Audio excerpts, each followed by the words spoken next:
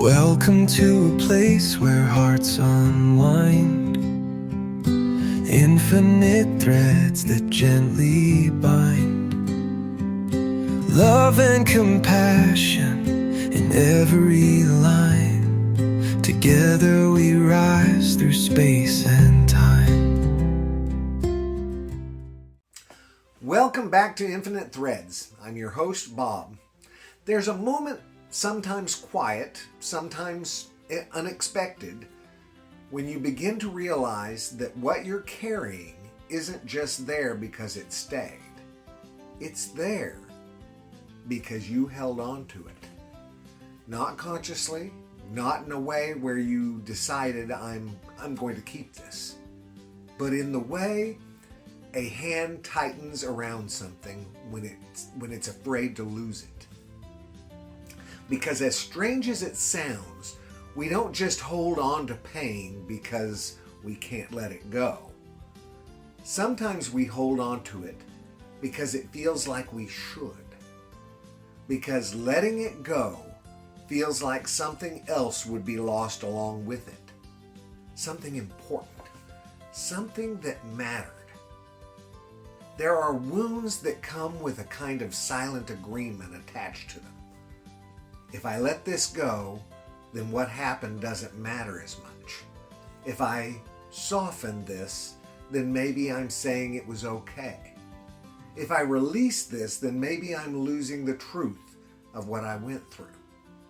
And so we hold it, not just as pain, but as proof. Proof that something real happened.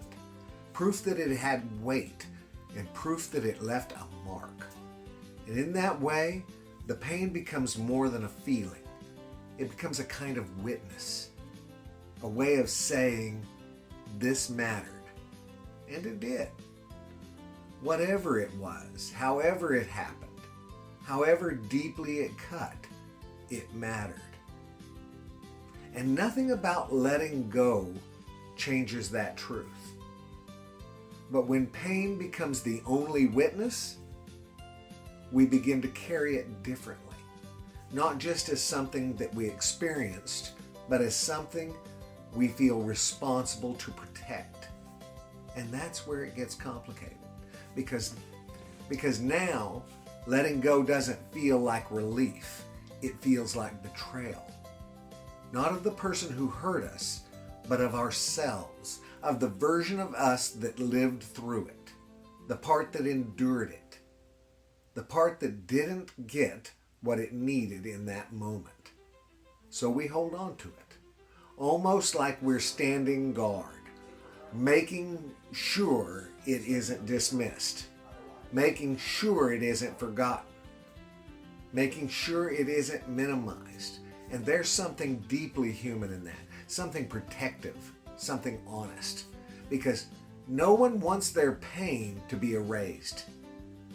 No one wants to feel like what they went through can just be brushed aside. So the grip stays, sometimes tight, sometimes subtle, but there. And over time, something else quietly forms around it. Identity. Not in a loud way, but in the small ways we describe ourselves, the stories we tell, the expectations we carry into new moments. This is why I'm careful. This is why I don't trust easily.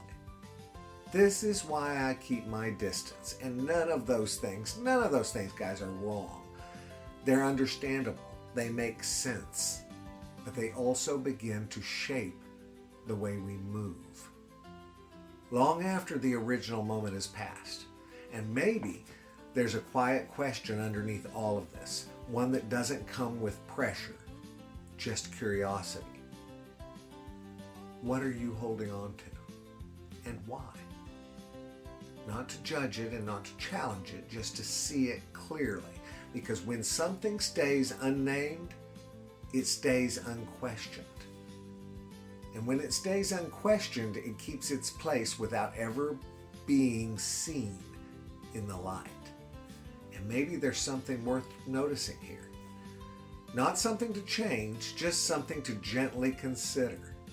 If the pain you're holding has been protecting something, what is it protecting?